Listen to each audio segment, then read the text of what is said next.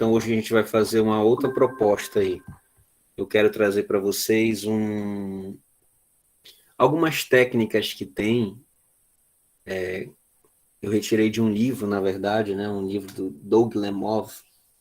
Vou já mostrar aqui. Deixa eu só fazer a apresentação aqui. Eu vou tirar um pouquinho o meu... Pronto. Vou desligar um pouquinho o meu vídeo para não ficar que nem eu aqui, pesado, né? Pronto. Conhece esse livro aí?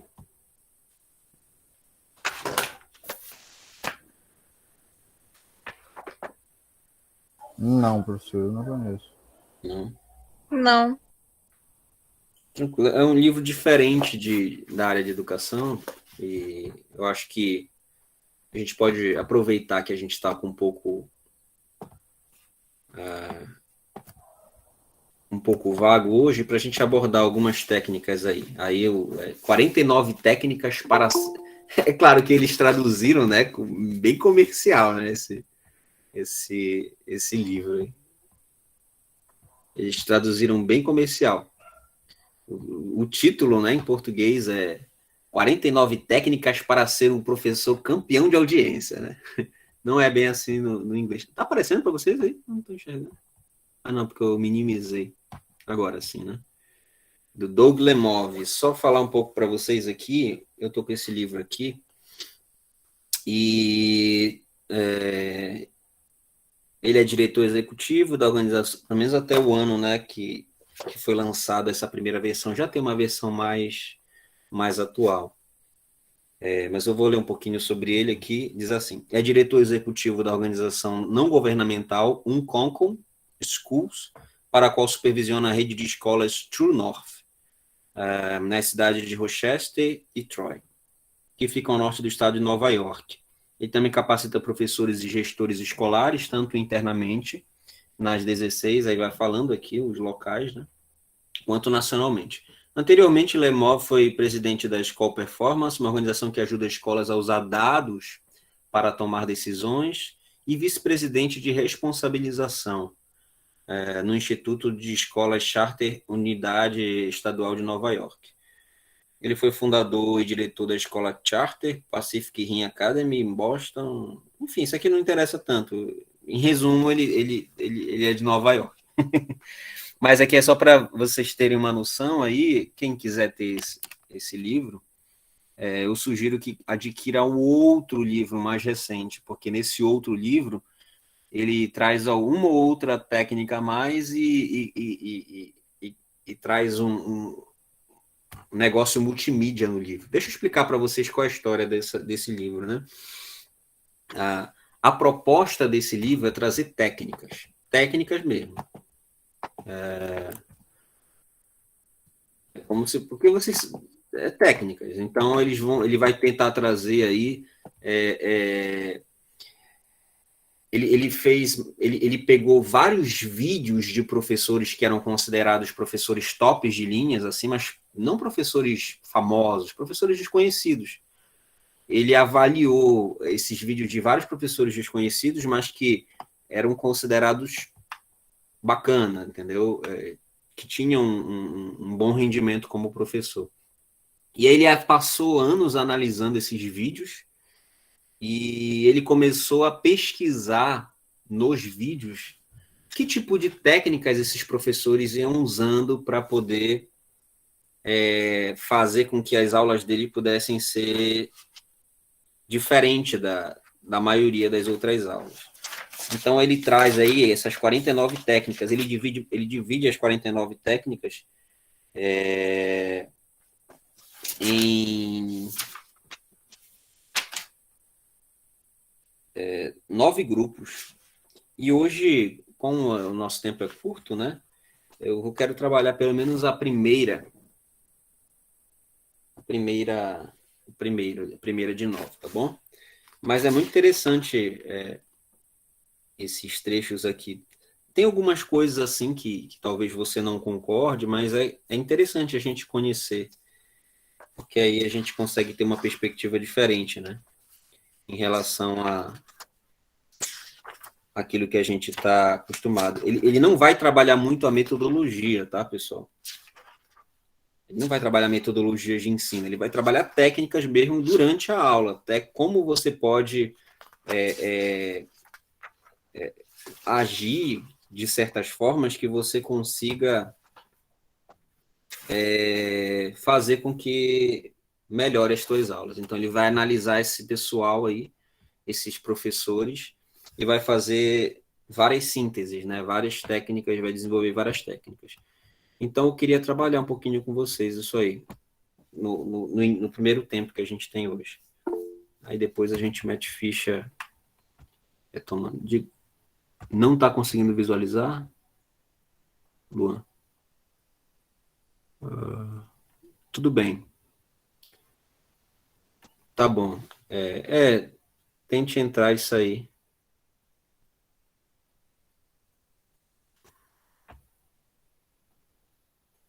Pronto. Então vamos lá, pessoal. A primeira técnica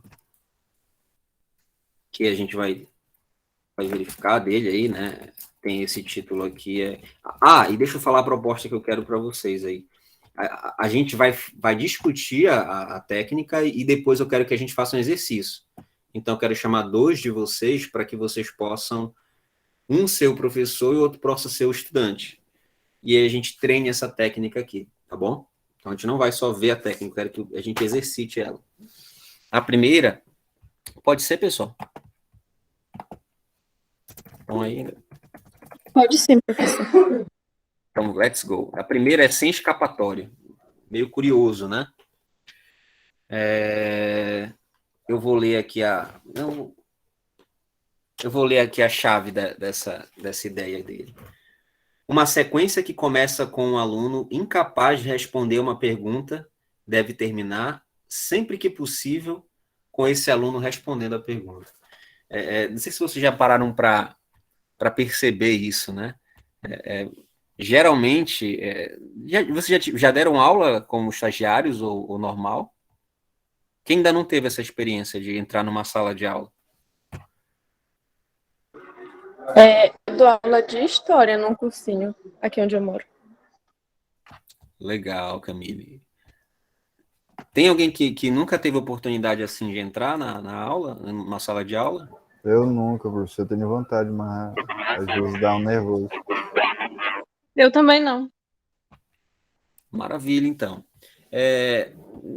Não precisa ficar nervoso. Faz parte. Isso é empolgante. Agora, deixa eu mostrar para vocês aqui essa técnica aí, como é. Deixa eu pegar uma imagem aqui para. Eu quero pegar uma imagem que aluno não esteja sorrindo. Na internet só tem aluno sorrindo. Pronto, achei aqui. Agora. Então, a ideia é sem escapatória, porque geralmente, não sei se vocês, pelo menos a galera que já entrou em sala de aula, o que acontece às vezes? Você está dando lá a sua aulinha, tal, e aí sempre tem aquele aluno que você pergunta, fulano, tal, você faz uma pergunta para ele, aí ele fala, não sei, aí ele baixa a cabeça. Pensa numa coisa que é horrível. Aí ele baixa a cabeça, ele sempre dá um jeito de escapar das perguntas que você faz para ele. Isso é horrível. Então, a ideia dessa primeira técnica aqui é você não dar escapatória para ele. É você fazer com que, de alguma forma, até o fim daquela aula, aquele aluno que não quer falar, consiga falar. Então, ele analisou, né, vários professores, ele percebeu que eles tinham isso em comum. E geralmente, não sei se vocês percebem, mas uma criança, né, quando ela faz uma birra, e ela começa a chorar, e às vezes o pai faz exatamente o que ela quer que naquele momento, ela começa, mesmo que involuntariamente, a repetir, né? A sempre chorar quando uma coisa parecida acontece, e aí para o pai repetir aquela situação. e sempre fazer a vontade do filho, né? A mesma coisa, como a gente viu na aula passada, né? Aquela ideia do Skinner, né, que a gente estava discutindo, e aí, às vezes, o pai dá lá o celular para o garoto e dá o smartphone para ele, para, de alguma forma, o pai conseguir fazer as coisas que ele tem que fazer em casa. E aí ele dá o celular para o menino ficar quieto. E aí aquilo se torna vicioso, né? Porque ele sempre age daquela forma. Então, às vezes, quando a gente permite com que o nosso aluno fique escapando nas nossas perguntas, né? Aquilo vai se tornando um ciclo vicioso. Então, a ideia que o Lemov tenta trazer nessa primeira técnica aí é tentar fazer com que o aluno responda até o final. Por exemplo, vou dar um exemplo aqui prático aqui. Primeira lei de Newton. Você está dando a aula de primeira lei de Newton, aí você pergunta, você acabou de dar aula e você pergunta para o Michael, como criar. Vou criar um nome fictício aqui. Eu vou até usar o próprio nome de vocês aí. Então eu pergunto, vamos dizer que nós somos uma turma aqui de adolescentes. Eu pergunto para Melissa, me resume a primeira lei de Newton. A gente, poxa, acabou de dar uma aula sobre as 3 leis de Newton. Me resume a primeira lei de Newton. Aí a Melissa fala, não sei, professor, dizer. Então, o que vocês falariam para essa... No caso, eu vou perguntar para o João aí. Vai lá, João. O que tu faria para contornar essa situação, para que ela ficasse sem escapatória? Para que ela respondesse, de fato. Cara, eu não consigo pensar. Eu faria... O que eu faria de fato mesmo é perguntar para outra pessoa, mas como não tem jeito, tem que fazer ela falar, né? Pois é o que a gente fazia, mas quando a gente faz isso, o que a gente está dizendo indiretamente? Ninguém precisa responder nada. Se ninguém querer, ninguém precisa responder. Porque se você está, de uma certa forma, permitindo com que a pessoa ela não demonstre o mínimo interesse, então é mais ou menos esse sinal que você tá verbalizando para as pessoas ali, né? Esse é o grande desafio. É claro que na hora você não vai conseguir parar para fazer o que a gente está fazendo agora, né? Parar para refletir a respeito. Mas eu quero que vocês reflitam agora. Por exemplo, Ingrid, o que você falaria para Melissa? Ou o que você faria na sala para fazer com que a Melissa respondesse? Eu tentaria fazer uma forma mais didática que ela pudesse tentar lembrar um pouco do que ela acabou de ver.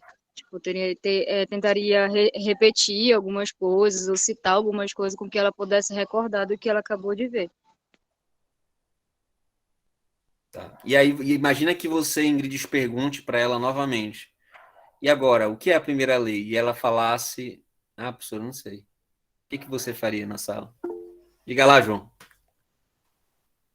Professor, é porque às vezes nem sempre é porque a pessoa não sabe, né, também. É porque tem vergonha de falar. Também, tem várias variáveis, né? Às vezes a pessoa não sabe, às vezes ela fica com vergonha, às vezes ela não tem o hábito de participar de fato em sala, né? Mas o que vocês fariam para contornar? Tem várias coisas que dá para fazer, mas eu quero que vocês me sugiram alguma. Sabe uma infalível, professor? Diga lá, Camille. Quem não responder perde ponto. Mas aí... Isso é boa, funciona. Essa era que acontecia, na verdade, né? Sempre tá aquele que está disposto a levar 0, né? Para não participar. Mas tem mais alguém? Mas é verdade, Camille, é verdade. Mas tem mais alguém que tenha uma sugestão aí? Que ele, por exemplo, ele dá pelo menos 4 sugestões aqui.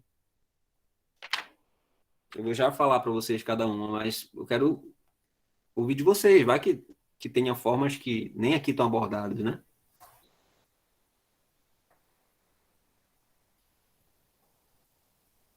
Tô pensando, mas não consigo imaginar nada. Eu também não consigo, não, professor. Olha, ele começa com uma simples aqui. que é até meio óbvia, parece que não tem nem sentido. A mais simples de todas que ele fala seria você dar a resposta. Olha, Melissa, a primeira lei de Newton é a lei da inércia, em que o objeto tende a permanecer no mesmo estado que ele está. Se ele está parado, ele vai permanecer parado. Se ele está em movimento com velocidade constante, ele vai permanecer com esse movimento. É claro que ficou estranho agora, porque eu falei muita coisa. Aí eu posso falar, deixa eu tentar reduzir isso aqui. Primeira lei de Newton, Melissa, é a lei da inércia. Mas é assim, esse é o conceito, né?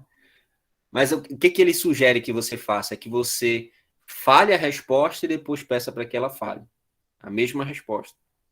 Quando você faz isso, por mais que nesse primeiro caso seja meio besta, né, aparentemente, na nossa cabeça, né, possa ser meio assim, isso é muito para quê? Que diferença vai fazer?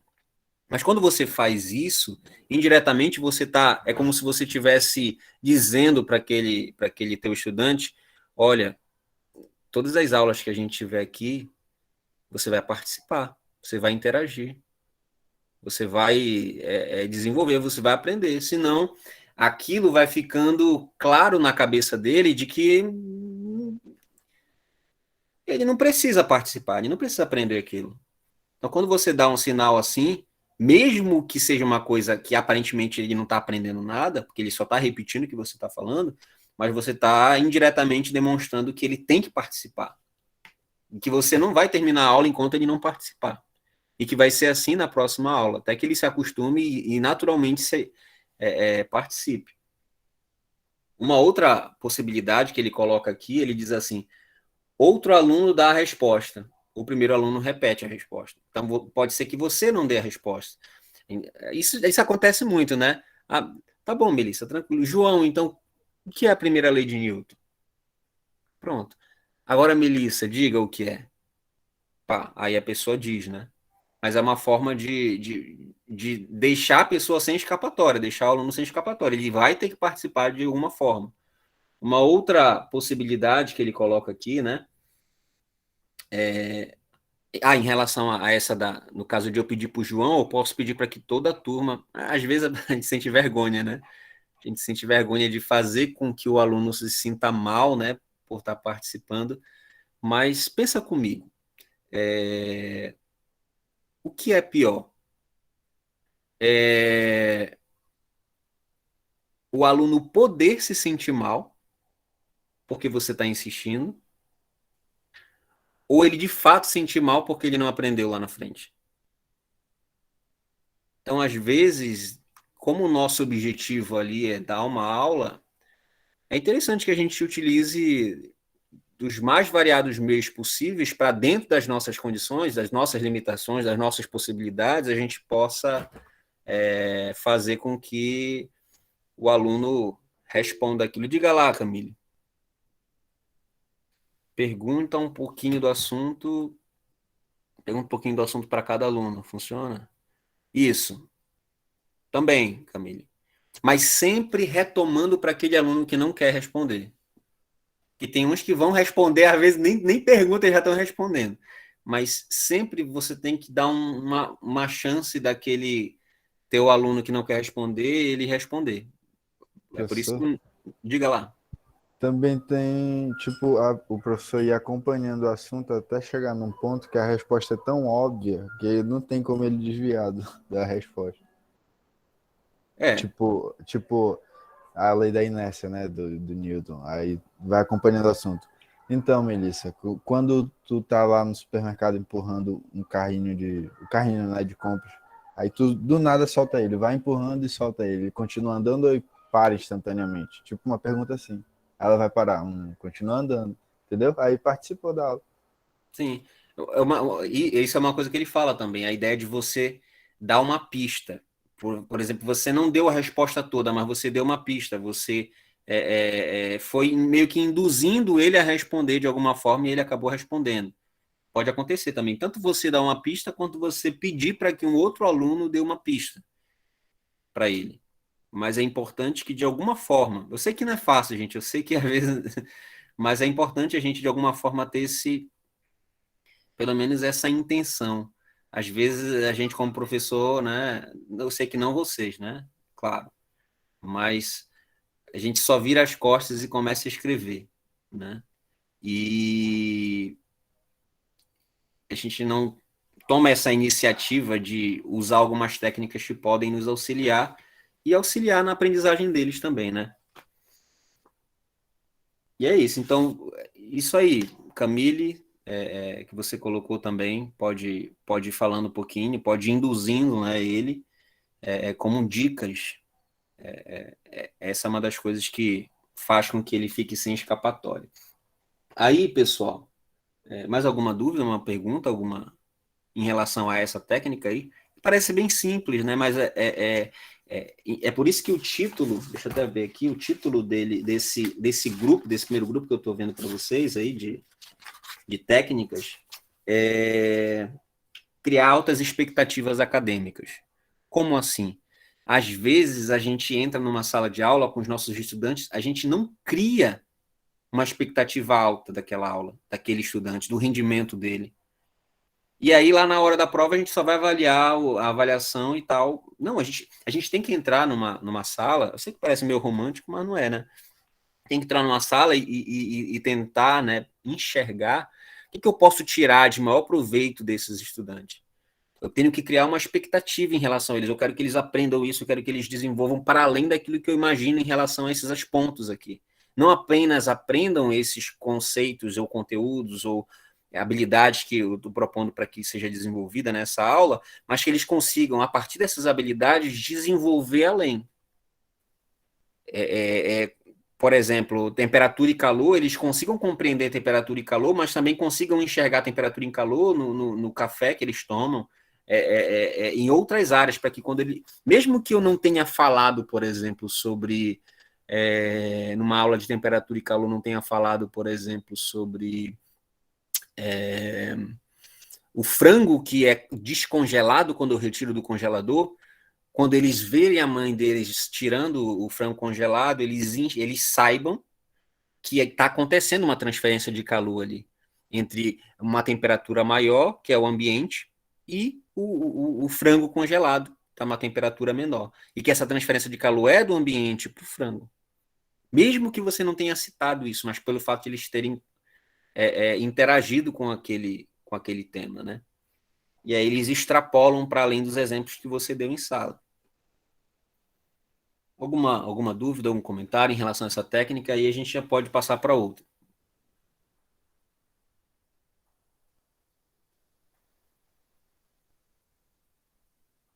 Tudo certo. Tá. Em relação a essa questão da dica aí, pode ser que, por exemplo, quando você vai querer que um aluno dê uma dica ou ajude o outro, pode ser que, às vezes, o outro só mais atrapalhe do que ajude, né? Então, é interessante que você dê um norte até para a pessoa que vai ajudar aquele colega. Por exemplo, vamos dizer que a resposta ela é uma frase, a resposta. E aí você pede para o outro lá ajudar ele, e aí o outro vai dar uma resposta de uma redação do Enem. Ou seja, aquele aluno que estava tentando fugir, ele não vai conseguir responder da mesma forma, né? Então, você pode induzir, inclusive, o outro aluno, de alguma forma, que ele dê dicas específicas para o aluno que está com mais dificuldade. Mas a ideia é que você não deixe esse menino aí, ou essa menina, no caso, a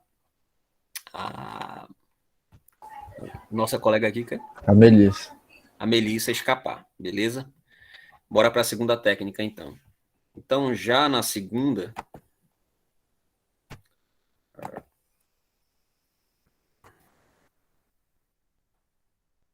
Gente, isso parece meio robô, sabe? Meio robotizado, mas isso é muito útil no momento que a gente está num aperreio. Às vezes a gente nem imagina o quanto uma pequena atitude como essa faz a diferença. Então, essa aqui pode ser um pouco polêmica, tá? Mas o título que ele coloca é isso aqui. certo é certo. Ele diz assim: estabeleça e exija um padrão de exatidão na sua aula.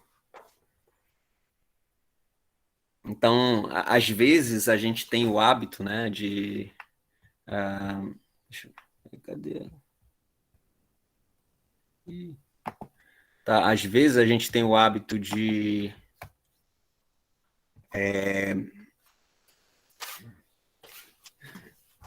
por exemplo, vamos imaginar que a resposta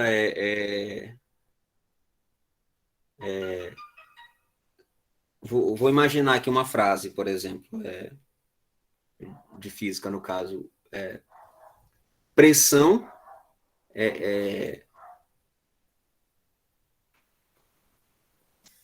a pressão hidrostática tem a ver com fluidos.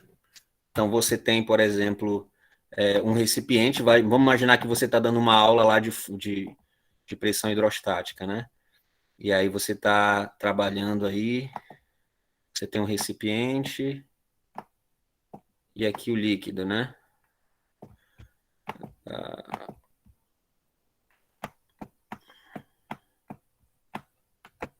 E aí você fala assim, gente, a pressão hidrostática tem a ver com fluidos e tudo mais, você explica lá a pressão hidrostática igual a μgh e tudo mais, e aí você pergunta para a pessoa, em algum momento, né? A pressão hidrostática tem a ver com o quê? Aí a pessoa fala, água. Isso está certo? Não, gente. Você não está 100% certo. Porque tem a ver com água, mas também tem a ver com outras coisas. Como assim tem a ver com água? Que água? Que negócio de água? Então você tem que instigar a pessoa a que ela desenvolva a resposta dela e não fique com uma resposta mais ou menos. É claro que eu dei uma viajada aqui no exemplo da hidrostática, mas é só para a gente ter uma imaginação dentro da física de como isso pode, às vezes, pegar a gente de surpresa. Às vezes o aluno dá uma resposta e a gente fala, é. Às vezes a gente considera pelo aluno a resposta dele e a gente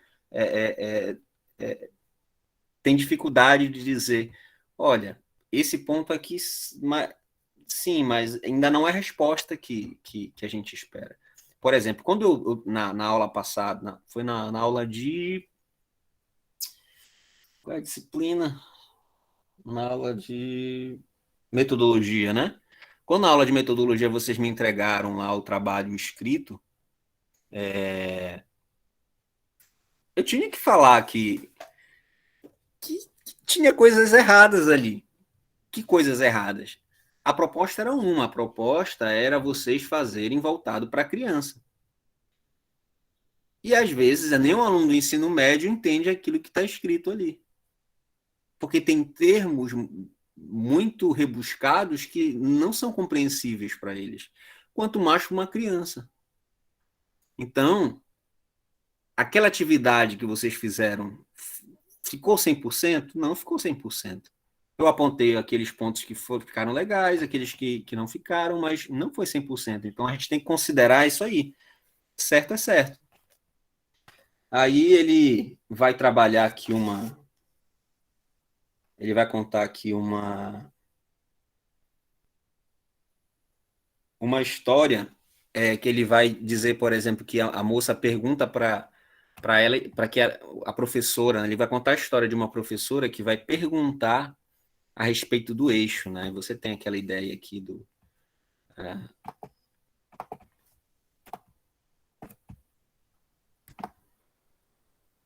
Ela estava estudando coordenadas. Tem um X, aqui é o Y, X, né?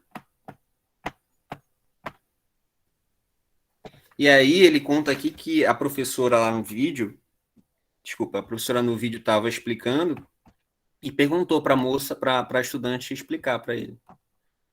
Só que a estudante explicou, não sei o quê, ela explicou mais ou menos assim, o eixo X tem desviantes, depois o eixo Y.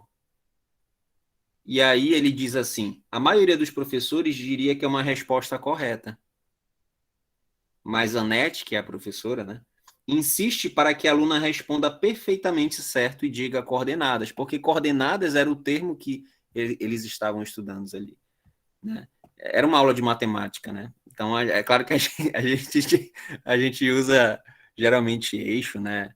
O eixo X, o eixo Y, mas ela estava querendo ensinar essa questão das coordenadas e ela queria que fosse utilizado esse termo coordenadas aqui no exemplo deles. Então, às vezes, a gente precisa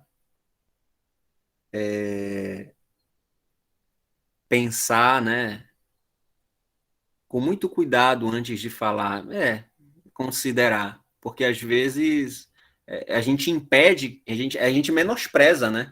Então, esse termo aqui que está sendo, a gente está menosprezando o aluno, esse termo que a gente fala criar altas expectativas, a gente não está criando altas expectativas do nosso aluno.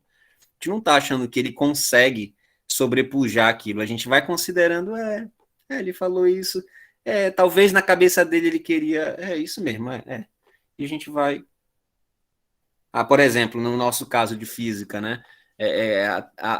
Toda ação tem uma reação de mesma direção, porém em sentidos opostos.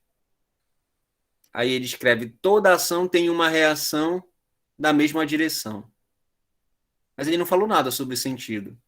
Beleza, ele não falou nada sobre sentido, mas você não pode instigar ele a ir além, porque se ele não falou nada sobre o sentido, pode ser que ele não compreenda a diferença entre direção e sentido. E aí você vai lá e diz que está certo o que ele está fazendo. E aí você está indiretamente compactuando com a ideia de que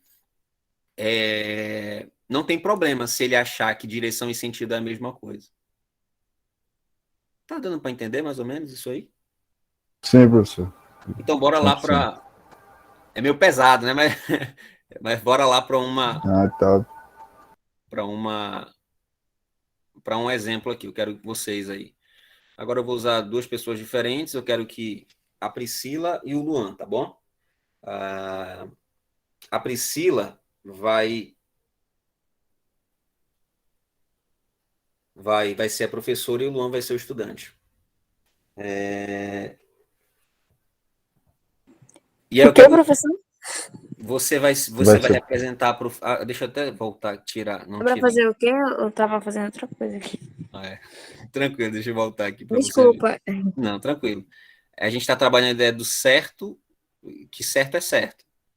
Então, para a gente tomar o cuidado de, às vezes, não falar para o aluno que a resposta dele está correta, meio aqui, está mais ou menos correta, bora aceitar. Não, porque aí, às vezes, a gente impede ele de compreender algumas coisas. Então, eu queria que você e o Luan... Luan tá aí? Tô aqui, professor. Tá aí, né, Luan? Então, você vai representar o estudante. Eu quero perguntar o seguinte... O Luan acabou de responder esse exemplo que a gente está falando de lei de Newton, de terceira lei de Newton. Toda ação tem uma reação de mesma direção. Ele deu essa resposta. Como você faria com que ele tentasse responder de maneira mais profunda, acrescentando a ideia do sentido ali? Porque a terceira lei de Newton toda ação tem uma reação de mesma direção, porém em sentidos opostos. Então, ele respondeu, toda ação tem uma reação de mesma direção. Como tu instigaria ele a responder de maneira mais profunda? O que tu falaria para ele? Ou faria? Eu não sei dizer, professor. Que frase você diria para ele? De que forma? Tem vários exemplos aqui, mas tenta pensar aí. O que tu falaria para ele para tentar fazer com que ele respondesse a respeito do sentido?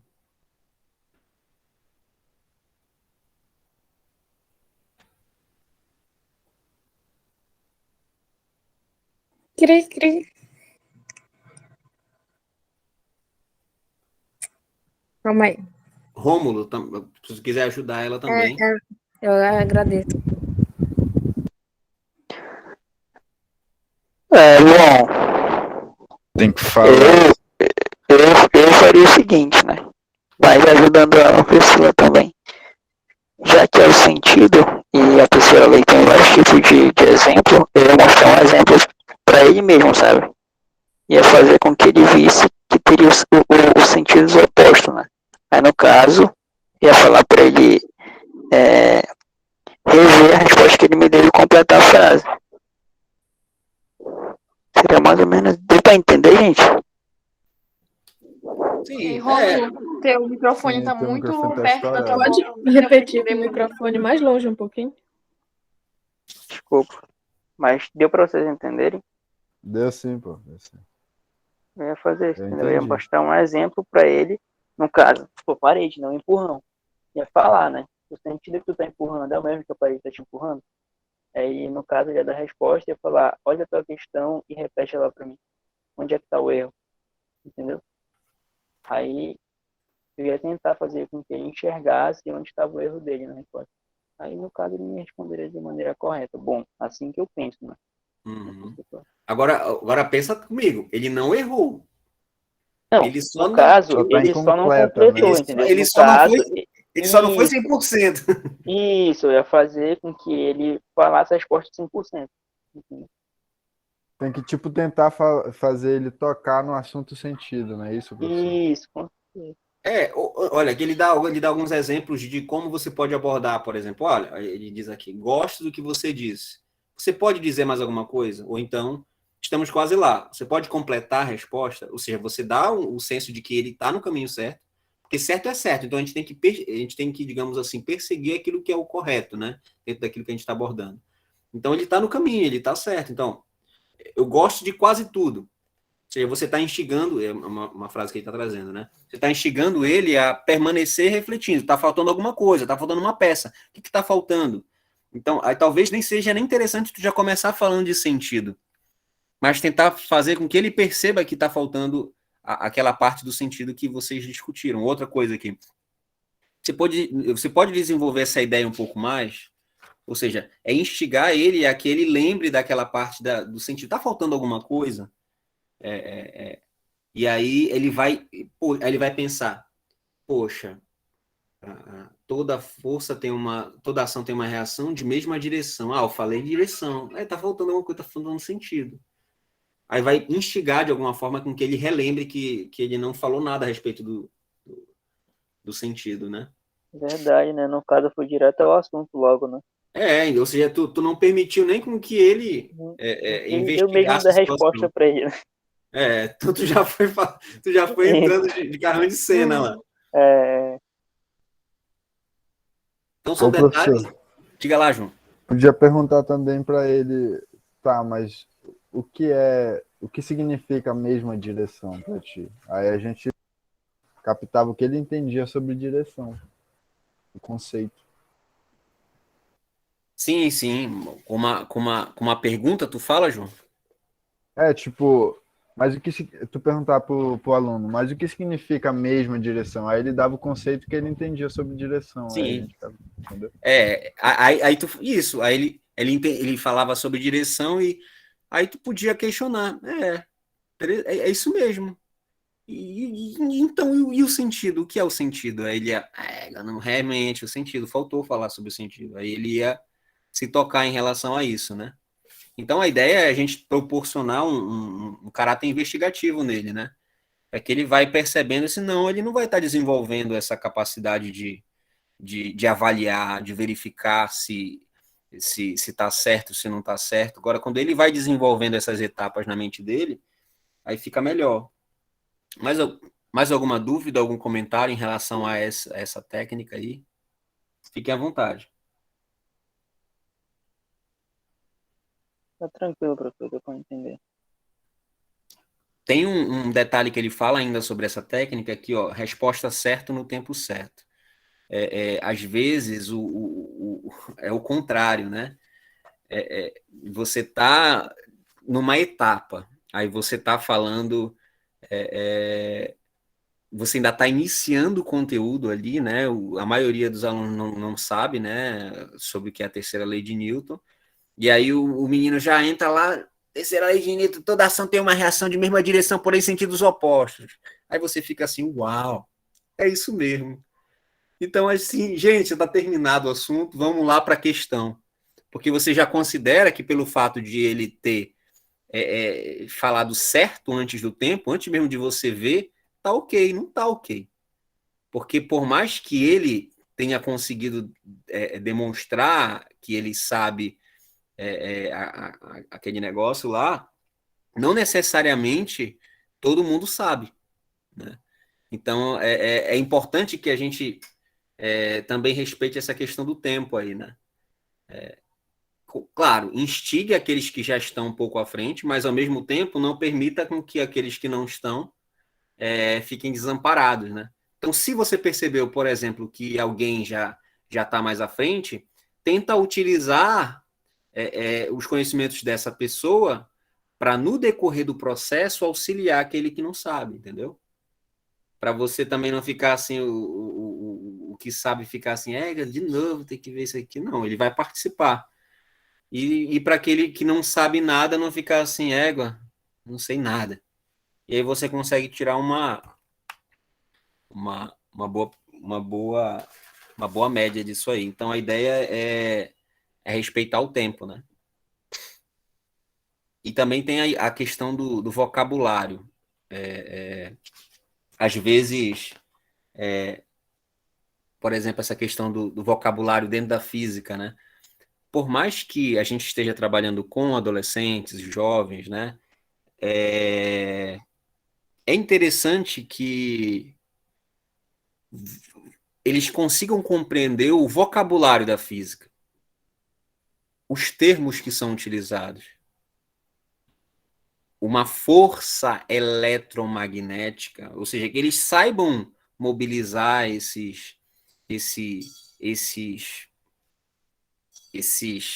nomes assim mais específicos. Eles têm uma compreensão geral, mas também eles saibam relacionar esses conteúdos específicos aí, para que a gente não fique...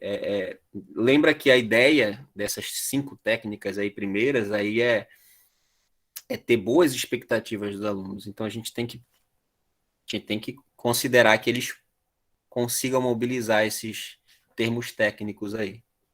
Então, sempre tá dando uma cutucadazinha. Tá bom? E aí, bora para a próxima técnica aí. Então, a gente já falou da sem escapatória, arranjar formas de não deixar a pessoa sem responder.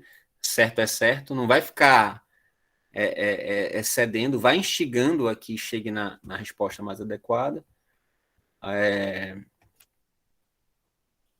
Puxe mais.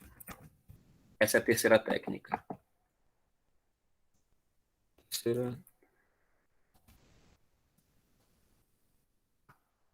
Puxe mais. Aí, aqui... peraí, deu bug aqui. Pronto. Isso aqui já não quando o estudante não está compreendendo, aqui é quando ele já está compreendendo. Às vezes a gente se dá por vencido, né? Ah, beleza, e compreendeu. E compreendeu o conteúdo. Será que ele compreendeu realmente? Ou será que ele só decorou, por exemplo? Será que se você não tentar usar um outro exemplo, ou reelaborar a pergunta, ele vai conseguir responder? É aquilo que o Feynman fazia. Eu já mostrei a crítica do Feynman para a educação brasileira, né? Já, professor. Lá na área de metodologias, né? A gente discutiu que o Feynman trazia uma crítica dizendo que no Brasil os alunos eles decoravam muito aquilo que estava escrito, eles não conseguiam encontrar uma relação entre aquilo que estava escrito nos livros e o contexto que eles viviam. Então, ele pegava um exemplo, perguntava como estava no livro e todo mundo conseguia responder. Ele olhava para a janela, apontava para aquele fenômeno físico que estava acontecendo e perguntava ali o que é aquilo. A resposta era a mesma coisa que estava acontecendo, que eles tinham acabado de responder, mas eles não conseguiam responder porque eles não conseguiam relacionar aquilo que eles estavam vendo no livro com aquele fenômeno físico que estava acontecendo no dia a dia deles. Então, a ideia dessa técnica Puxe Mais é você... Beleza, o aluno conseguiu responder como você queria, mas não necessariamente quer dizer que ele aprendeu da melhor forma possível. Pode ser que você possa ir mais fundo, pode ser que você venha elaborar melhor a pergunta, pode ser que você venha Olha aqui, por exemplo, algumas... Deixa eu só ler para vocês aqui só uma síntese dessa técnica que ele fala.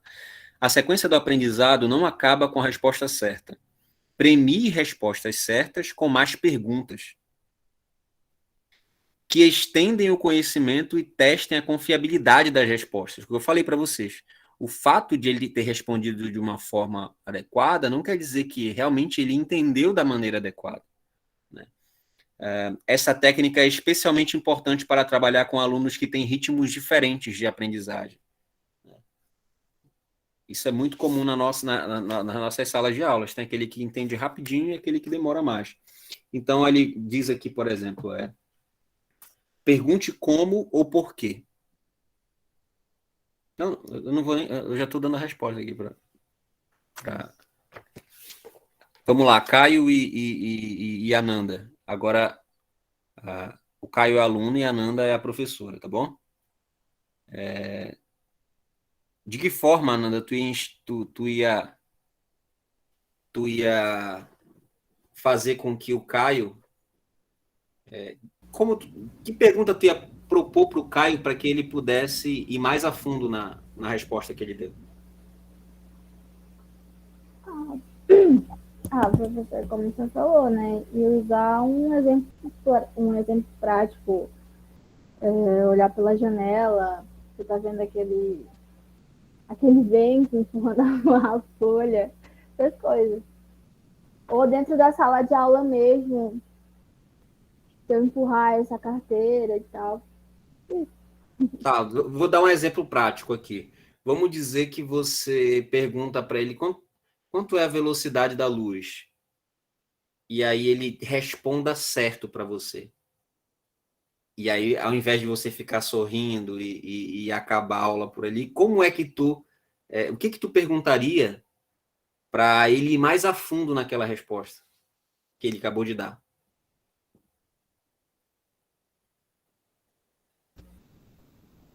Peraí, deixa eu pensar. Ele deu a resposta certa, 3 vezes 10 é oitava e tal. O que você faria para indagar ainda mais? Ele respondeu correto, mas, enfim. Que pergunta você faria para ele?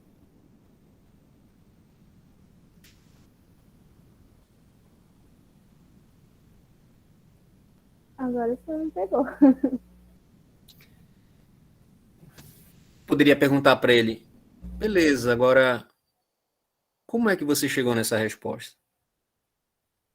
Quando tu pergunta como é que você chegou nessa resposta, ele vai te relatar o processo que ele teve para poder aprender. Pode ser que ele tenha visto aquilo ali num documentário. Pode ser que você tá iniciando a aula e você está falando, gente, alguém sabe quanto é a velocidade? Hoje a gente vai falar sobre a natureza da luz. Alguém sabe quanto é a velocidade da luz? Aí ele fala, 3 vezes 10 oitavos. Poxa, resposta certa, bacana, mas aí você já vai para o próximo tópico da luz. Não, indaga mais.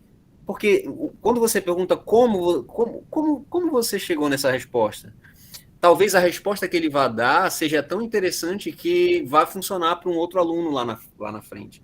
Ele fala, eu vi um documentário do National Geographic, e aí poxa, bacana. Então você puxou ele mais para adentrou naquela resposta dele, né? Uma outra resposta uma outra pergunta, né? Você poderia fazer para ele, por exemplo, se eu soltar imagina que você está segurando o seu pincel lá, né? Dando uma aula. Se eu soltar esse pincel agora, o que vai acontecer? Aí o Caio vai falar, ele cai, professor. Aí, professor, aí você vai falar, por que ele cai? Ou seja, uma outra pergunta que você não vai se dar por vencido com a resposta certa. Você vai, beleza, mas por que ele cai? Ou seja, você está instigando ele a ir mais adiante, né? Uhum. Uma outra forma se ele responder alguma coisa, é você pedir uma variação da resposta. Uma resposta diferente, como o Feynman fazia, né? Ele pegava um exemplo do livro e só respondia. Depois ele respondia certo. Depois ele variava o contexto daquela pergunta, e aí para ver se a pessoa conseguia responder novamente da mesma forma. ou se ela enxergava, né? Ou se ela mudava a forma, enfim. Então você pode mudar tanto a pergunta quanto que pode ser a mesma resposta que você queira ou pode ser uma outra resposta. Professor, Diga lá, João. pode pedir exemplo também, né, para o próprio aluno. Pode pedir exemplo, pode pedir, pode. Beleza, é uma coisa que, por exemplo, ele não. Olha uma coisa interessante. Você faz uma pergunta, ele responde. Aí tu fala assim, me prova que realmente é assim. Você está pedindo uma prova para ele. E ele vai ter que dar o jeito de tentar provar que o que ele está falando realmente é a realidade. Aí ele vai te provar como? Ele vai buscar exemplos. Ele vai buscar outros exemplos para tentar provar para ti que aquilo que ele está falando realmente corresponde àquilo, entendeu? Então, ao invés de você, professor, chegar lá e encher de exemplos, deixa eles darem prova, deixa eles comprovarem aquilo, deixa eles darem os exemplos que seriam interessantes. Entendeu? Uma outra coisa interessante aí, em relação a esse push mais, né? É conseguir sair daquele conteúdo que a gente está trabalhando. Por exemplo, imagina que você está falando de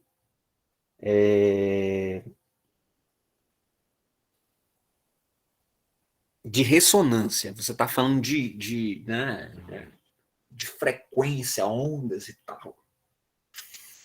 Aí você pergunta o que é ressonância? Pá. Aí a pessoa responde, né? E aí você fala, onde a gente pode utilizar ressonância? Você está levando ele para além da física, para ele a pensar, né? A mobilizar algumas habilidades, algumas competências que são de outras áreas, pode ser das áreas biológicas, pode ser... enfim, aí ele vai pensar numa ressonância lá na mãe dele que fez ressonância magnética. E aí, ou seja, ele vai relacionar com outros saberes, é você puxar para além da física. Isso é complicado, porque às vezes a gente é formado para ser professor de física, a gente às vezes não é formado para pensar em trazer e levar o aluno para fora da física também. Às vezes o aluno só entende o significado da física, a beleza da física, quando ele sai da física. É meio contraditório, mas é verdade. Eu só consegui compreender a magnitude do ensino de física, né, quando eu abandonei, quando eu me formei, aí eu não fui atuar como professor. Aí, como eu não fui atuar como professor... Oi, Camille? É como uma frase do José Saramago, né? É necessário sair da ilha para ver a ilha. Sim, isso mesmo, Camille. Então, por exemplo, quando eu me formei em 2013, eu não fui trabalhar na minha área, não fui fazer mestrado nem nada. E aí eu entrei em crise, porque eu comecei a trabalhar na indústria. Aí eu acho que até contei para vocês isso. Fui trabalhar na indústria, pá, vendia instrumentos de medição, de vazão, de temperatura, de pressão. Aí eu ficava assim, cara, gastei 4 anos da minha vida fazendo faculdade de física, reprovei um monte de disciplina, paguei o semestre refazendo essa disciplina. E aí passei, me formei, consegui. Gosto de ser professor, mas não estou dando aula. E aí eu ia para as fábricas, né, apresentar os produtos, aí eu dava uma aula lá dos produtos. Isso aqui mede vazão e tal, pressão. E aí eu aprendia sobre os instrumentos, fornecia os instrumentos, a gente pegava as variáveis físicas e químicas da fábrica e eu começava a adaptar, né, para que a empresa lá pudesse verificar qual era o melhor medidor para ser usado ali. Então pegava as faixas de pressão, as faixas de temperatura daquela tubulação, daquela fábrica e tal. E aí eu comecei a enxergar. Aí, beleza. Aí eu estava nessa crise existencial, né? Poxa, eu gastei 4 anos da minha vida, já estava fazendo engenharia já, porque era uma área que tinha a ver com aquilo que eu estava fazendo, né? E aí eu até que eu fiz mestrado, passei, depois da segunda tentativa, passei no mestrado no ensino de ciências. E lá que eu aprendi que a ciência, ela não está desconectada, desculpa, desconectada do mundo que a gente vive. Tem aspectos tecnológicos envolvidos. O seu smartphone, por exemplo, tem muito de física, mas ele é uma tecnologia. Ele tem toda uma tecnologia envolvida ele, que acaba, o seu celular afeta toda a sociedade. As pessoas hoje em dia elas não agem mais das mesmas formas por causa do celular. Antes elas usavam telefone, antes elas usavam uma vez ou outra. Hoje elas estão direto com o celular, trabalha com o celular, estuda com o celular, vocês estão assistindo aula com o celular, a maioria. Então, a própria sociedade vai se alterando por conta desse celular, dessa tecnologia, que, por sua vez, está sendo influenciada por um fenômeno físico acontecendo continuamente aí, que interliga esse processo tecnológico. Então, eu percebi que a física ela era muito mais ampla do que eu estava habituado a enxergar.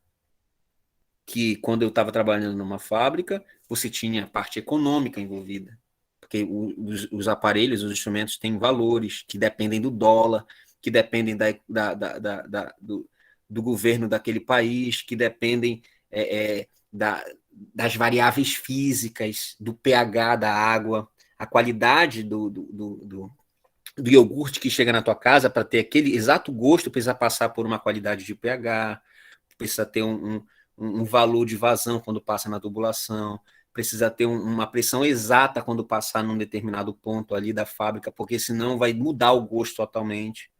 Então, para que ela tenha exatamente aquele gosto, tem que ter os controles físicos e químicos ali exatos no decorrer daquele processo.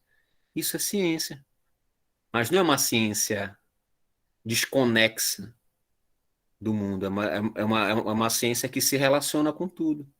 Então não existe, na minha percepção, né? Vou até escrever sobre isso ainda. Não existe física pura. A física pura é impura, na verdade. Porque a física pura é aquela que está relacionada com tudo. Porque em tudo que existe tem física. Essa é a verdadeira física pura.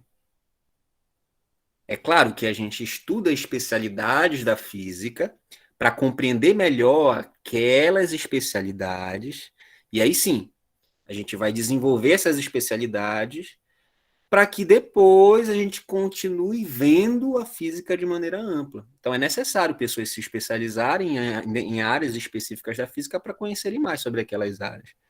Mas isso não quer dizer que a física ela é uma especialidade. A física é uma área do conhecimento que estuda as leis e fenômenos da natureza, e essas leis e fenômenos da natureza acontecem em todos os lugares, inclusive fora das nossas salas de aula, fora fora daquilo que a gente estuda, a física está rolando. Até fora do planeta Terra a física está rolando. Então, a gente compreender de maneira ampla, sempre no caso dessa técnica aí, puxar o aluno para uma visão cada vez maior e que ele consiga integrar esses outros saberes aí. Que ele consiga relacionar, como a Camille acabou de fazer. Acabou de usar um escritor para exemplificar uma discussão que a gente está tendo aqui sobre aula de física. Ela está conectando determinados saberes que aparentemente não têm conexão entre si, mas que no fundo tem. Porque qualquer autor que ela usar também experimenta de física. Se você pegar vários autores, poetas e tal, escrevendo sobre estrelas, eles escrevem de maneira a física, só que ao mesmo tempo numa linguagem poética. Você tem várias coisas aí. A música que a gente ouve só é física. Então, vocês instigarem o aluno a sempre, no decorrer das respostas que eles derem ou da participação deles, a enxergarem essa amplitude, a sempre irem mais fundo, a vocês não se darem por vencido na resposta certinha que ele deu ali, se está de acordo com o livro ou não. Se eles conseguem aprofundar mais. Alguma pergunta, alguma questão, algum comentário?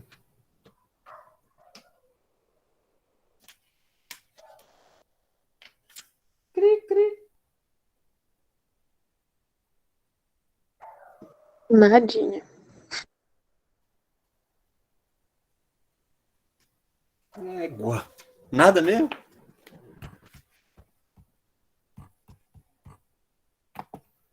Use uma técnica aí, professor, para participar.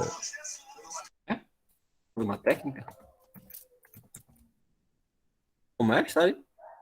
Use uma técnica, porque o pessoal não quer participar. Use uma técnica. Pois é. Né? Não, mas você, olha, vou ser sincero, vocês participam até demais em relação a outra turma.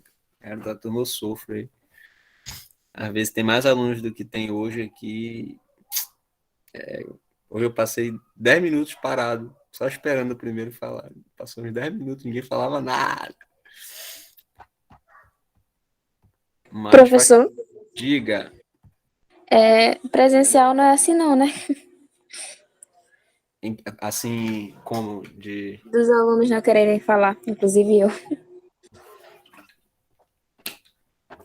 Não, tem que participar, tem que participar. Não, eu queria saber quando você dava aula presencial, tipo, os alunos participavam bastante por ser presencial, ou isso sempre aconteceu? Ou é só porque é online? A minha experiência na UFPA, eu tô começando agora, né, com vocês aí. Agora, eu já estava dando aula há um bom tempo online. Eu estava numa escola e a gente tinha retomado já. Acontece no online as pessoas ficarem um pouco mais dispersas, realmente.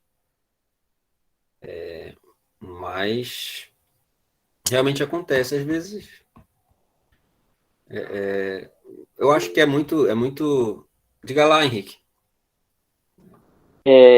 No caso, eu queria saber se o senhor vai deixar escrito, vai colocar no grupo essas dicas aí, dessas técnicas. Sim, eu vou colocar. Isso aqui, essa lousa, elas viram tudo por exemplo, tá aqui, ó. Isso aqui deixa eu ver aqui se está aparecendo para vocês. Tá. Olha, essa ferramenta aqui, eu aperto aqui apresentar a reunião e aí eu sempre, deixa eu só, ó, não é isso aqui. Aqui nos 3 pontos eu faço download com o PDF. Aí isso vira um PDF e eu mando para vocês. Beleza. A quarta técnica aí é a penúltima, né?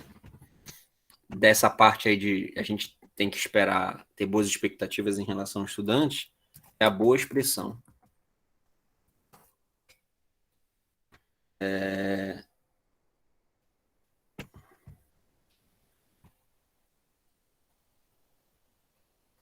Por exemplo, ele dá aqui alguns exemplos aqui em relação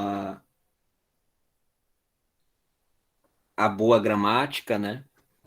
Eu acho que foi até na turma de 2019, a gente está fazendo um trabalho de podcast, podcast lá, e uma das alunas perguntaram, mas professor, a gente estava fazendo uma disciplina que o professor tinha dito para a gente, que a gente falou assim, oi pessoal e tal, que não era para falar o oi pessoal, porque era muito coloquial, era para usar um outro termo.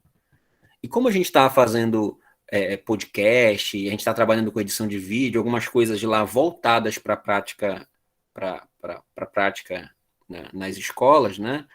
Então, eu falei para ela, olha, depende do público. Nós, como professores, a gente tem que aprender a modelar, por exemplo, no podcast, né? Se o teu alvo a gente está discutindo lá sobre fazer podcast voltado para algum tema, né? Então, se eu pretendo trabalhar com alunos universitários, né? Inclusive tem um podcast, né, universitário aí no campus Salinópolis. É muito mais sério, não tem uma musiquinha muito trap na hora que começa, né? Muito animada. Aqueles que apresentam falam de maneira mais pausada. Por quê? Porque a proposta, uma seriedade maior, né? Os convidados, eles são os técnicos, os professores, os doutores e tal.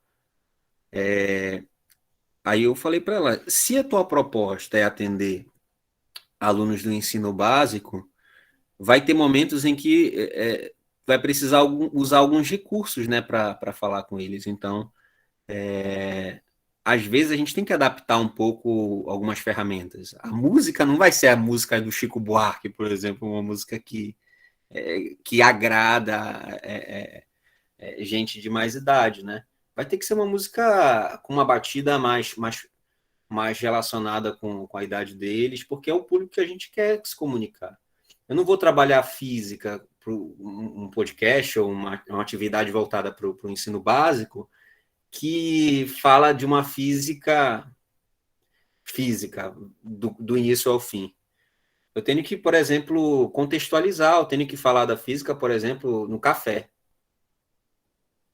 Aí eu vou trabalhar o café, aí sim, do café eu vou falar da física. Não, gente, porque quando a gente vai fazer o café e tal, a gente liga lá e a água começa a ferver. Aí sim, eu vou explicar a física a partir do café, porque para ele vai ser muito mais interessante do que se eu falar. É como o Abraão falou na aula passada, né?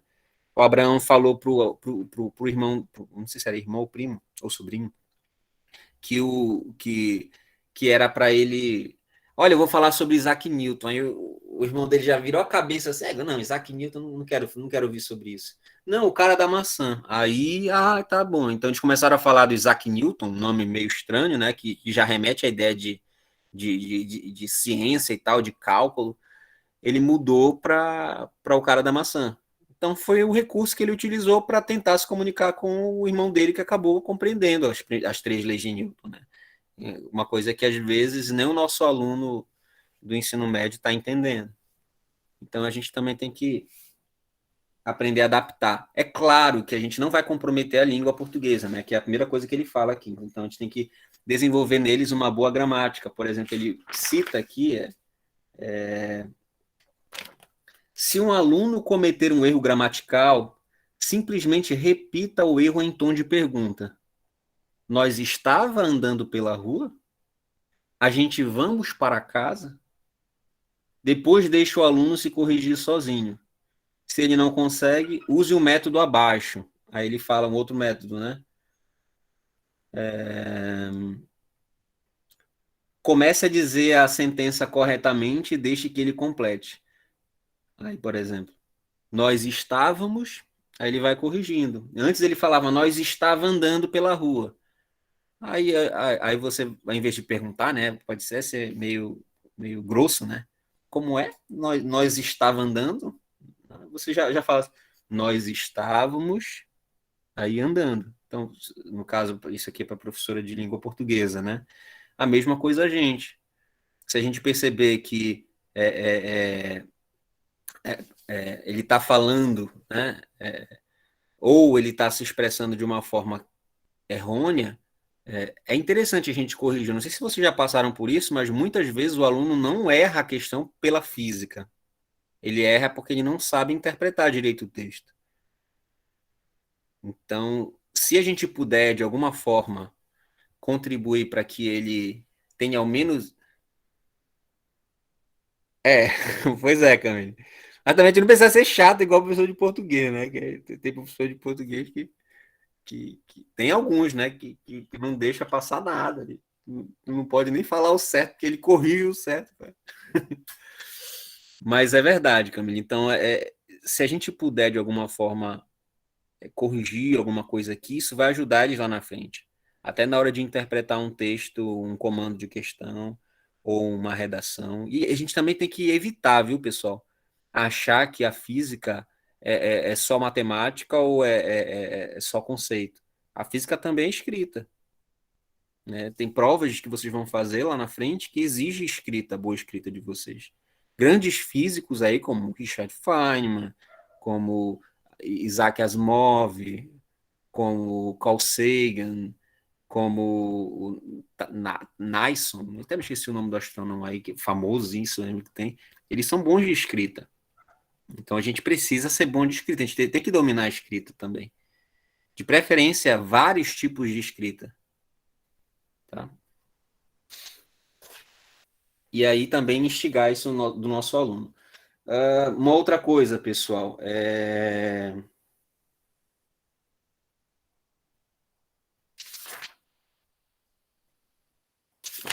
deixa eu ver aqui o último. É isso.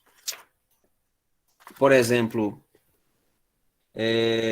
também uma boa expressão das unidades matemáticas, né? Às vezes o aluno... Aí você pergunta, quanto é o valor da força, pessoal? 10. Pronto, obrigado, é isso mesmo, pessoal. Tá errado. 10 o quê? 10, você tem que instigar com que é igual a 10 newtons.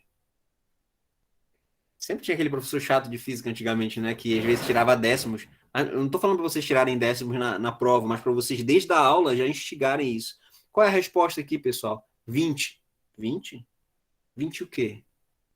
Para que eles consigam compreender aquela linguagem. Assim como tem a boa expressão da gramática, tem a boa expressão da linguagem física. Para que eles saibam aquilo que eles estão lidando. É igual banana. Ah, vou comer banana, mas com maçã. Não existe isso. Então, a gente tem que fazer com que eles compreendam quais são as variáveis que eles estão mexendo. Quais são as unidades que eles estão envolvendo. Porque, às vezes, ele não sabe que, por exemplo, a unidade de velocidade é metros por segundo, enquanto a de aceleração é metros por segundo ao quadrado. Ele só sabe lá resolver lá, velocidade é igual a ΔS sobre ΔT. Ele resolve. Mas ele não sabe o que ele está resolvendo. Ele não compreende aquele tipo de unidade na vida dele. Aí quando ele olhar para um painel de carro e ver lá quilômetro por hora, ele não vai compreender que aquilo necessariamente é velocidade.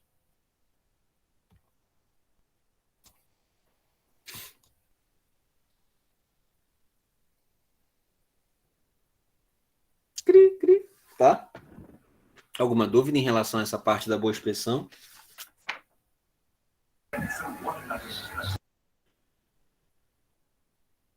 Que? Não, professor, de entender legal. Então é isso. Nunca deixe de se completarem a unidade daquilo que vocês estão se referindo lá. Por exemplo, do 20. 20 o quê? Milímetros? Vocês podem até dar as alternativas. O quê? Milímetros, centímetros, metros? Vai estar trabalhando com alguma coisa de segundo.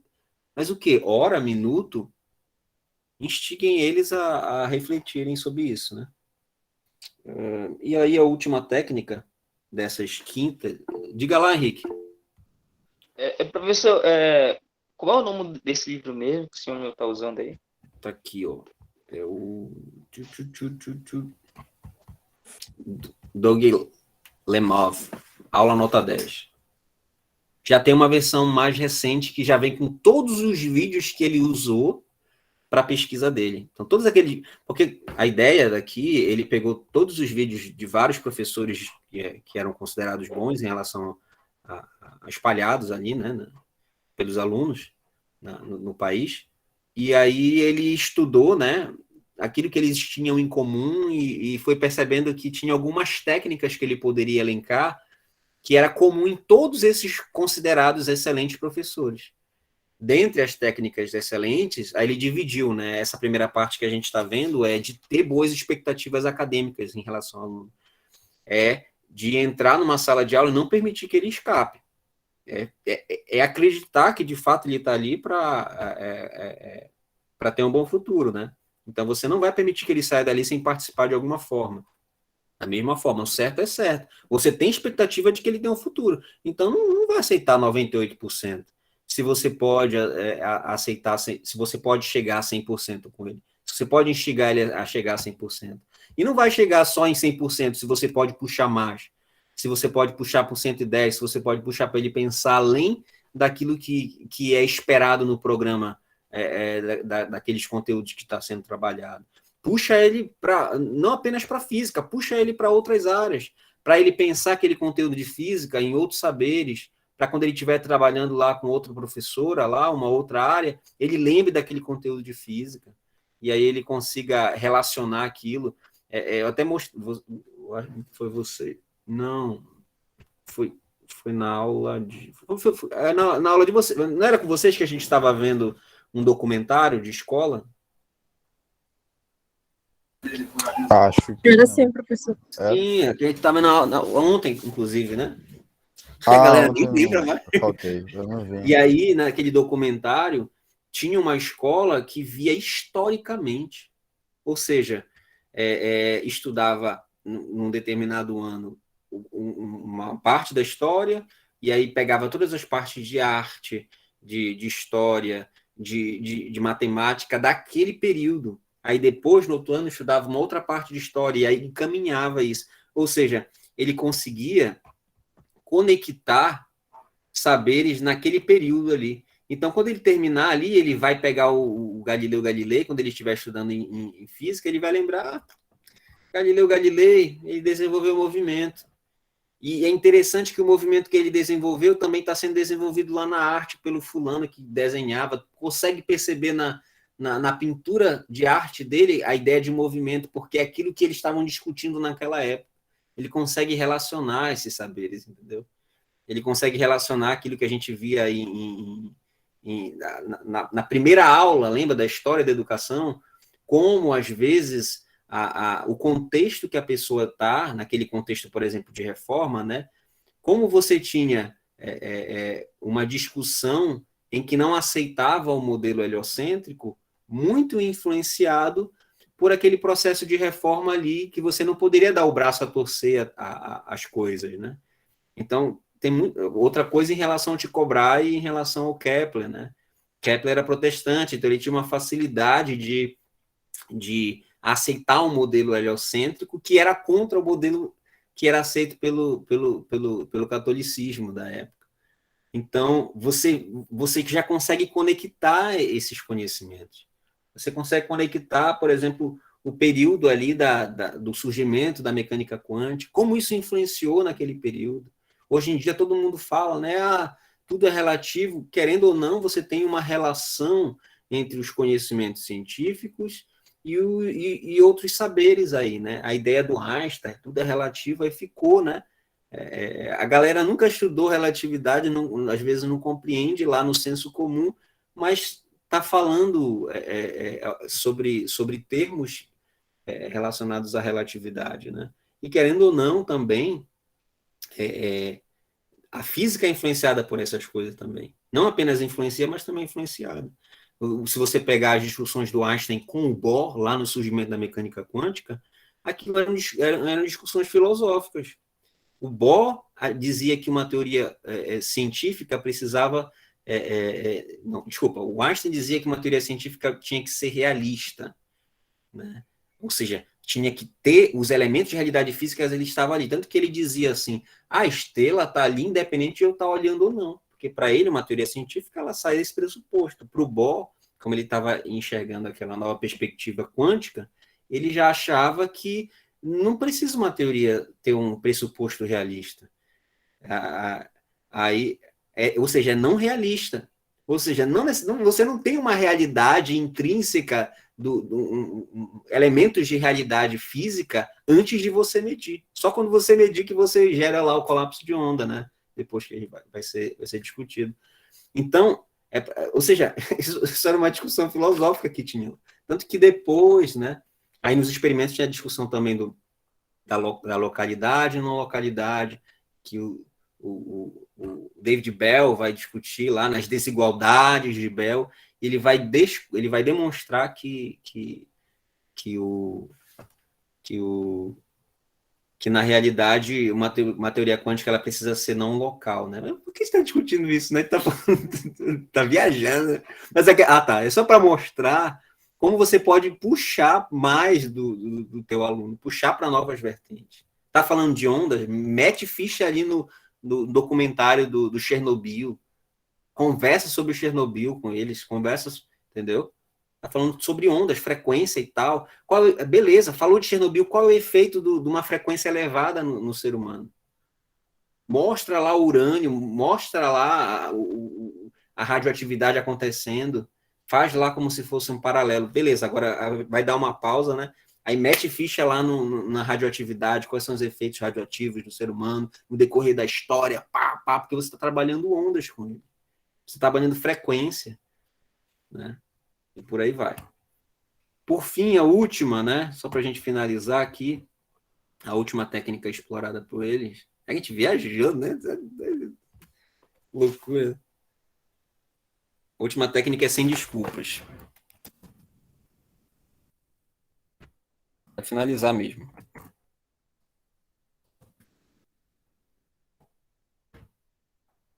Sem desculpas.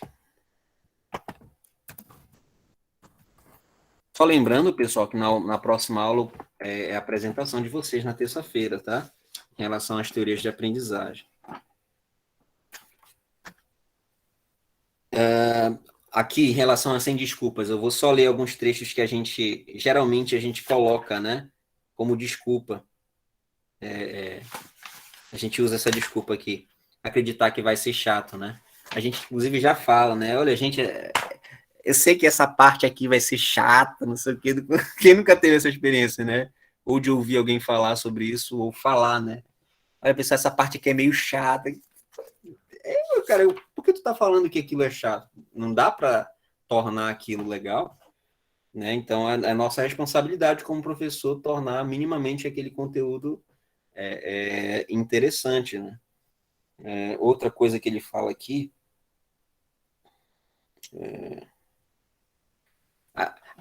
isso acontece muito, pessoal, no estado, no município. Não em todos, né, locais, mas acontece muito. A gente falar assim, às vezes, não, porque foi que a SEMEC mandou. Não, a SEDUC mandou. É como se a gente estivesse dizendo assim, olha, gente, eu tô fazendo aqui, a responsabilidade não é minha. Eu tô fazendo isso porque o fulano mandou. Eu tô dando essa aula aqui, essa disciplina aqui, porque o fulano mandou. Eu tô dando essa matéria aqui porque tá no programa. Isso é horrível, né? Tá no programa, tem que... Sim, pessoal, é claro que tem as normativas, tem as instituições, às vezes, muitas escolas têm um cronograma já estabelecido, mas isso não te exime da responsabilidade de tornar aquilo palatável para aquele estudante, né? Tem diversas formas de tornar uma coisa palatável, né? Você tem várias versões aí do Batman. Tem versões boas e versões ruins, mas tudo é o Batman. Né? Filmes do Batman, por aí. Diga lá, João. Não, nada. Eu Acho só que foi o Romulo. concordei com o senhor aí nessa parte que o senhor comentou. Como é, Romulo? Só concordei com o senhor nessa parte que o senhor comentou aí. Sim. Pois é, a gente pode tentar tornar um determinado tema, um determinado conteúdo. Poxa, você acha que realmente está chato aquele tipo, vai ser chato aquele tipo de conteúdo? Muda, faz um experimento. Vai ficar chato? Faz então um projeto. Pensa num projeto diferente. É uma experiência. A gente tem que entender que a escola, ou as aulas, ou as palestras, tudo aquilo que envolve ensino, é o nosso laboratório. Nós somos cientistas educacionais, digamos assim. A gente pode fazer experimentação e encontrar coisas raras, né? Que vão ser objetos e resultados de pesquisa. Mas para isso a gente precisa experimentar, a gente precisa. Às vezes vai dar ruim, às vezes não vai. Olha, por exemplo, é isso que eu estou fazendo com vocês, a aula de hoje é um experimento que eu estou fazendo. Porque a gente tinha uma aula vaga, porque eu tinha liberado vocês para terça-feira, e eu estou aproveitando. Beleza, eu tenho um livro que eu gosto, particularmente achei interessante ele, eu acho que eu vou abordar ele, pelo menos as 5 primeiras técnicas, para que eles possam refletir um pouco sobre a prática deles. É uma experiência. Eu não sei se vai dar certo, mas eu já estou elaborando algumas coisas aqui, já estou pensando. É um experimento, entendeu? E vocês podem fazer isso também nas aulas de vocês. Devem. Né? E aí, só para finalizar, que ele diz aqui em relação a tornar acessível, né?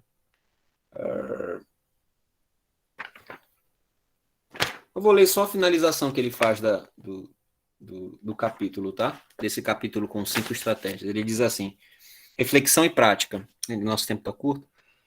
O capítulo apresentou 5 técnicas para elevar as expectativas acadêmicas na sua classe.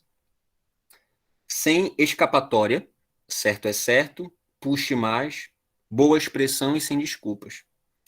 Qual delas será mais intuitiva para você implementar na sua classe? Qual será a mais difícil e o que a torna mais difícil?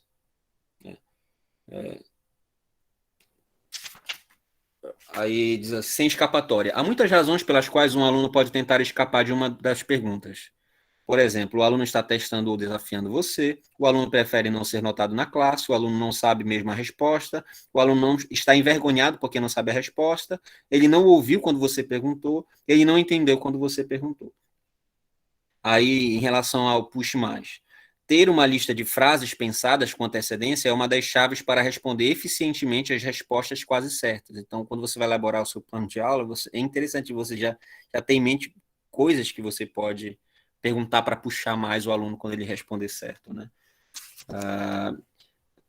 Elogiando o esforço, mas exigindo respostas de alta qualidade. Depois de pensar em qual das frases seguintes mais combina com o seu estilo de lecionar, tente escrever 4 outras 5 frases. Então, ele traz algumas frases aqui. A gente já vai terminar, tá, pessoal? Um minutinho só. Por exemplo, frases que pode usar no puxar mais. Gostei do que você fez aqui. Você consegue ir até o fim? Estamos quase lá. Você consegue achar a última peça? Eu gosto de quase tudo que você disse. Dá para continuar explorando esse assunto? Muito bem, mas tem algo além disso. O Joel bateu o escanteio. Quem pode fazer o gol? 4. Eis uma lista típica de perguntas feitas em classe acompanhada do objetivo de cada aula. 6 mais 5. Aí ele coloca uma pergunta aqui. Objetivo. Os alunos saberão fazer contas simples, adição e tal. O exemplo. Quem pode usar a palavra realizar em uma sentença? Aqui ele vai dar um exemplo de português. Vamos pegar a dica que ele fala no final. Tente pensar em 10 perguntas do tipo puxe mais, que você poderia fazer a um dos temas levantados, aquele mais próximo. Então, você sempre tem que pensar em perguntas mais para puxar o aluno. Penúltimo tópicozinho. Boa expressão. Da próxima vez que você assistir a aula de um colega, adivinhe quantas vezes você vai ouvir respostas que... Ponto. 1. Consistem de uma única palavra ou fragmento de sentença. Né? Às vezes a gente se contenta com o aluno, ele só responde raso ali. Não, mas não é uma boa expressão, ele tem que mobilizar aquele conhecimento. Usam a sintaxe errada. São inaudíveis, é uma coisa que ele toca muito aqui no livro também. Às vezes o aluno fala baixinho. Ele responde a resposta certa, mas ele fala baixinho, não dá para ouvir. Ninguém ouve a resposta dele. E aí ele incentiva aqui que você, professor, fale. Você pode falar mais alto. Porque se você não falar, vai ser mais vergonhoso para ele, porque alguém lá de trás vai falar, fala mais alto que eu não estou ouvindo. Então é melhor o professor fazer isso do que o outro aluno, entendeu? E quando você pede para o aluno falar mais alto, você está dizendo uma coisa para ele. É importante o que você está dizendo. E faz ele entender que é importante. A ponto de que ele precise falar mais alto, porque aquilo é importante. Tanto os alunos ao redor dele percebem que aquilo é importante, quanto ele percebe que a fala dele lá é importante, entendeu? E a última aqui, sem desculpas, né? Tente imaginar o conteúdo mais chato possível para você, que você faria ter de ensinar. Agora, faça um plano por escrito dos primeiros 5 minutos de sua aula, de forma a tornar o assunto estimulante e envolvente para os alunos. Então, assim a gente vai encerrar a aula de hoje, e eu já vou deixar uma tarefa para a próxima aula que nós tivermos, que vocês vão me entregar paralelamente com o trabalho em grupo de vocês, só que esse aqui é individual, tá bom? O que vocês vão fazer? Vocês vão fazer um plano dos primeiros 5 minutos, é o que ele está propondo aqui. Do pior tema de física que vocês acham. E vocês vão ensinar isso para alunos do ensino básico. 5 minutos só. Vocês só vão descrever por escrito, vocês explicando isso. Gente, não é para pegar o assunto das 3 leis de Newton, que é bacana, tá? É do pior assunto que você tem, que você vê em relação ao ensino básico. Aquele assunto que você teme de dar aula, porque você não gosta muito, não domina tanto ainda. Enfim. E você vai me trazer um plano por escrito, pode ser uma lauda apenas, um planozinho, tá?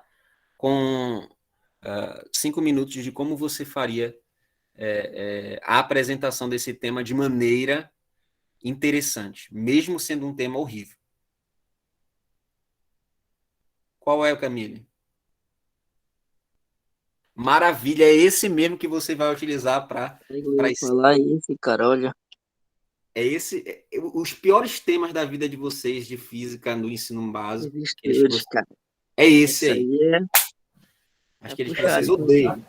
Óptica, Isso, é Melissa, para chatão. ter, só que é individual, tá? Uma laudazinha, ou seja, você vai ter o trabalho em grupo, normal, e aí na laudazinha você vai fazer um trabalho individual. Tem um final de semana tranquilo, de boa aí. Ok? Diga lá, Henrique. Professor, é para fazer esse trabalho usando todas essas técnicas ou uma delas apenas? Não, no caso, essa daí é relacionada assim, desculpas, né?